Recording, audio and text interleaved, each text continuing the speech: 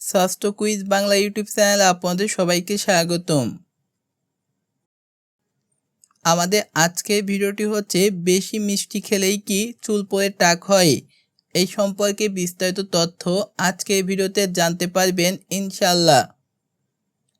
1. মিষ্টি খেলেই কি সরাসরি চুল পড়ে টাক হয়?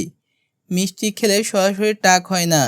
চুল পড়ার অনেক কারণ থাকে, বংশগত, হরমোন, বয়স, রোগ ও পুষ্টি ঘাটতি ইত্যাদি বড় কারণ।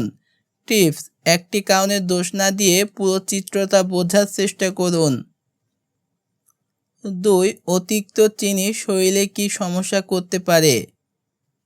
রক্তে চিনির মাত্রা দ্রুত বাড়ায়, ইনসুলিন প্রতিরোধের ঝুঁকি বাড়াতে পারে, বিপাকীয় ভারসাম্য নষ্ট হলে চুলের স্বাস্থ্যের প্রভাব পড়ে। টিপস: চিনির পরিবর্তে প্রাকৃতিক খাবার গ্রহণে অভ্যাস করুন।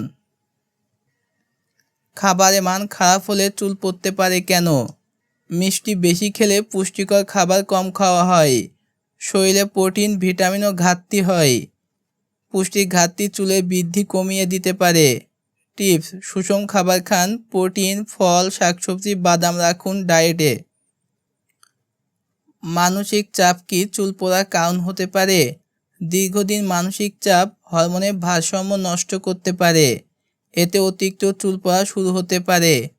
টিপস: ধ্যান ও পর্যাপ্ত ঘুম ও নিয়মিত ব্যায়াম চাপ কমাতে সাহায্য করে।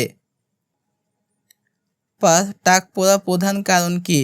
বংশগত ও হরমোন সম্পর্কিত কারণ অন্যতম।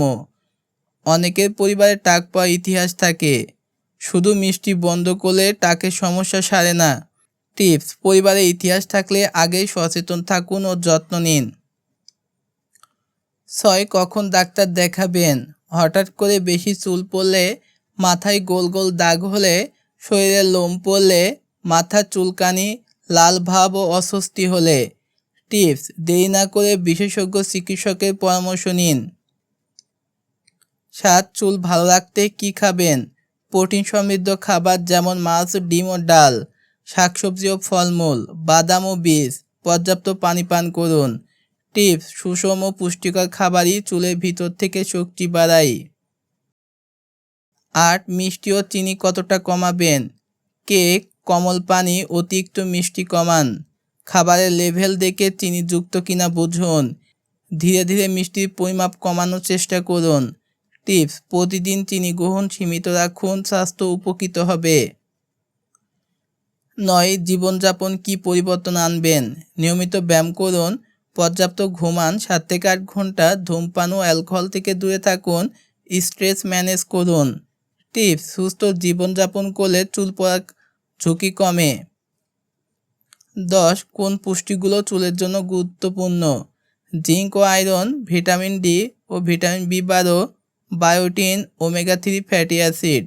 টিপস: প্রয়োজনে ডাক্তারের পরামর্শে রক্ত পরীক্ষা করে ঘাটতি পূরণ করুন। মনে রাখবেন, মিষ্টি খেলে সরাসরি টাক হয় না। অতিরিক্ত চিনি শরীরে ক্ষতি করে এবং চুলে প্রভাব ফেলতে পারে। পুষ্টি ঘাটতি, স্ট্রেস ও বংশগত কারণ গুরুত্বপূর্ণ। শুধু মিষ্টি কমালেই নয়, পুরো জীবনযাপন ঠিক করতে হবে।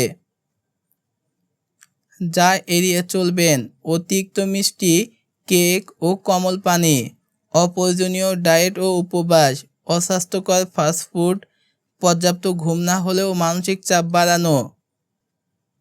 চুলের স্বাস্থ্যের জন্য দৈনিক রুটিন: সকালে পুষ্টিকর নাস্তা করুন, নিয়মিত পরিমিত পরিমাপ ব্যায়াম করুন, যথেষ্ট পরিমাপ পানি পান করুন, সময় মতন ঘুমান ও বিশ্রাম নিন। বেশি মিষ্টি খেলেই কি সরাসরি চুল পড়ে টাক হয়? সঠিক উত্তর অপশন বি, না। অতিরিক্ত মিষ্টি খেলে কোন পুষ্টির ঘাটতি হতে পারে? সঠিক উত্তর অপশন ডি, উপরের সব কয়টি। চুলের বৃদ্ধির জন্য সবচেয়ে গুরুত্বপূর্ণ কোন উপাদান? সঠিক উত্তর অপশন বি, প্রোটিন।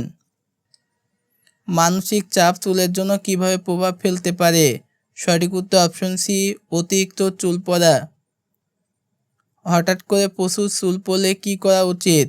সঠিক উত্তর অপশন বি, কারণ খুঁজে চিকিৎসকের পরামর্শ নেওয়া।